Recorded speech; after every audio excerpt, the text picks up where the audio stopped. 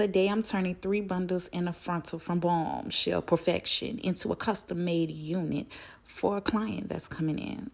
Let's get started.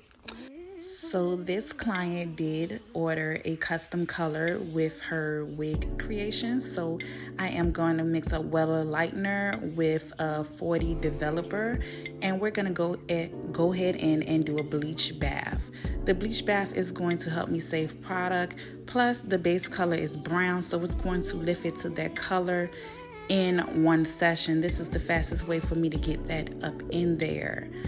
So we're going to mix in hot water with that, and we're going to go ahead and start with dipping our bundles in there. These bundles are from my line Bombshell Perfection. It is 20, 22, and 24 inches with a 20-inch frontal. So right here, I'm just opening up my bundles inside the water. I'm running my hands through the hair to make sure that I get the product, the bleach, all the way through the hair strands. I don't want any splotchiness, so I did this for about a good 10-20 minutes. And then I am going to let the bundle sit inside of the bleached water for about a good 30 minutes. So while the hair set, I decided to go ahead and prepare my wig cap for wig creation. So I'm just going to take the measurements that my client gave me for her head. This is a custom made unit, and I'm going to make the cap fit towards her head. So it has some extra cap left, and what I'm doing is pulling the cap forward, pinning it, and then I'm sewing that extra cap forward. This is going to make it snug and tight to her head. In order to do this, you do want their head measurements. Again, the head that I'm using is to her head. I used her actual head measurements to make the cap custom fit to her head. I then went in and I measured out where I wanted my frontal to lay in the front. And I'm just going to pin my measuring tape right there where I want the back of the frontal to lay next to her ears. So once I've measured where I want to lay the frontal, I'm just going to measure all the way around my cap, the back of the nape, where I want the bottom to lay, just to make sure it comes far enough down for her actual head, so it covers everything, including the bottom braid. Once my measurements are accurate to my liking, I'm then going to go in and trace out where I'm going to lay the frontal. So I'm just using another frontal from my hairline, because you know that the frontal that is for the actual wig is in the bleached water. But that's not going to stop the show. I can still go ahead and trace out where I'm going to be laying my tracks and where the frontal is going to sit. So I'm using another 13x4 frontal, and again I'm measuring it out, making sure it's in the right place. And yeah, we're going to trace that out. Now that we have where the frontal is going to lay, I'm now going to go in the back and I'm going to trace out exactly where my tracks are going to lay. So I am using 3 bundles and I want them all to fit. I want it to be very flat at the top, especially I want it to be, she's going to wear this bone straight. So I'm going to start off with an inch apart for each track, because I am going to double the wefts in the back.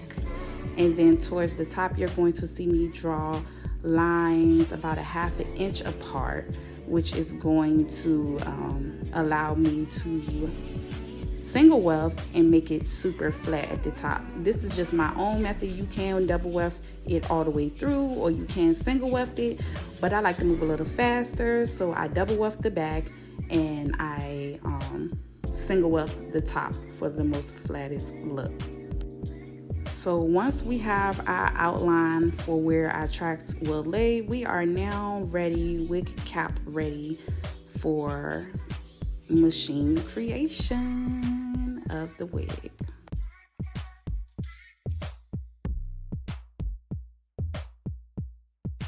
Okay, so my storage ran out on my camera. So you didn't get to see me put the highlights in the hair, but that dark brown color is what the bleach bath did. I then went in later after the hair dried and I shampooed it and I added in highlights. And if you would like to know how I added in highlights, I can do a separate video for that. Just comment below. But now the hair is ready for wig creation. All the color is in, and I'm ready to get started with the wigs.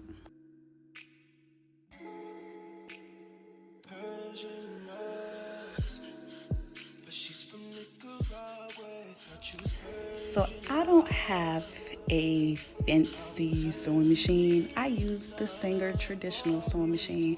It works great for me. It's been working great for me for the last 2 years, and it gets the job done. And I literally make a wig in like less than an hour. I'll say 45 minutes on this machine. Love it. Very easy to use. I could set my tightness easily, my tension, all of that, no problem. So I definitely recommend this for a beginner sewing machine. And I'm just going through doubling the wefts as I go and sewing it on the cap. Remember, at the very top, I only used single wefts. I then go in and sew my frontal on last in the front because I do switch out my frontals for my clients. So I do sew it on the sewing machine, but I don't think I showed that part because, again, my storage ended up dying. But this is the finished creation of the wig being made. So now the whole wig is made and we are ready for installation of the wig. So my client has gotten a wig installation by me before, but this was her first custom wig and she was nervous. So of course, after braiding down, I started off with greasing her scalp because she is going to have a wig on. You want to make sure that you grease your client's scalp. I then went in and slicked back her edges with Carrot Edge Control. I really like this edge control. I got this out of Cosmo Pro. After slicking back her edges, we're then going to go in and apply the cap. My cap method is pretty easy. I do it the same as everyone else for real.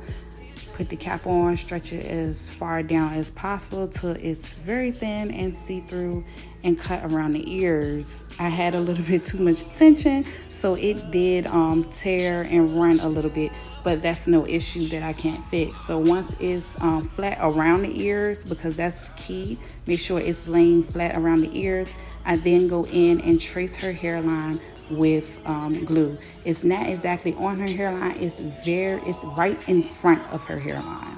And this is going to be where the cap is going to be cut. So I'm tracing her entire hairline and I'm giving it time to dry each time as well. These are thin layers. I know it looks like a lot, but I'm stretching it out. It's thin layers and I blow dry each layer until it's clear.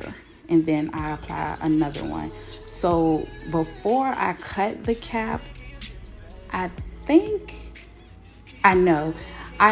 definitely applied 2 layers of glue to the cap so that it would stay once I cut it and I didn't have any problems with it sliding back.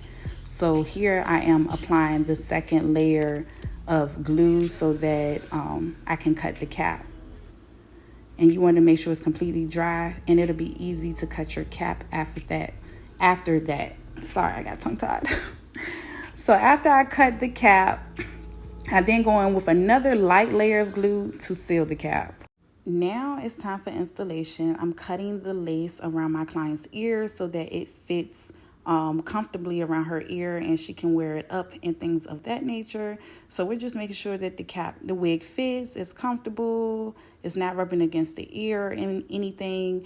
And then we're going to go ahead and install. So I'm pretty versatile with a lot of tinting methods. Sometimes I use lace tint, sometimes I use makeup. For her, I am going to be using a little bit of makeup. It seemed to have gave me the best coverage for her. So I am applying light makeup to the cap. And then I'm going to apply makeup to the lace. I don't apply a lot because I don't want it to see through, very little, and I'm making sure that I blend it out across the cap really good and across the lace. A little goes a long ways. So now I'm going to go in and apply glue to lay my lace.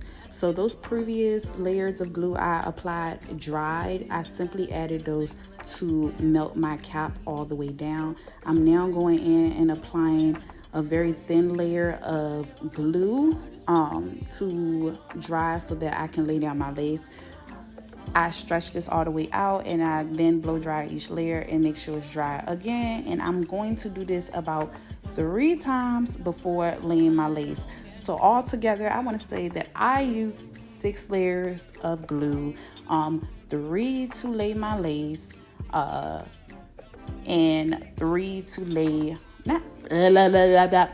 3 to lay my cap and 3 to lay my lace. So 6 layers of glue, and all of those layers were very thin, and I let each layer dry. It's important to let each layer of glue dry. You want this to be as clean as possible, but you want this to stay. This is how I get my clients' lace to last the longest, 2 to 3 weeks. And they tie it down in between, but it's also the installation itself that I do. And that's me applying the 6 layers of glue. And then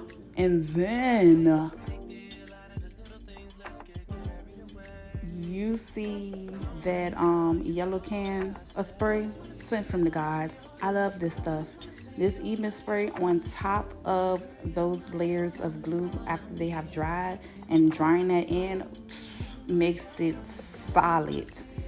I'm telling you, it makes it solid. And I spread that across, and then I blow dry that real good until it's tacky. So now it's giving me a super grip. And then I go in and spray one more layer of that as well.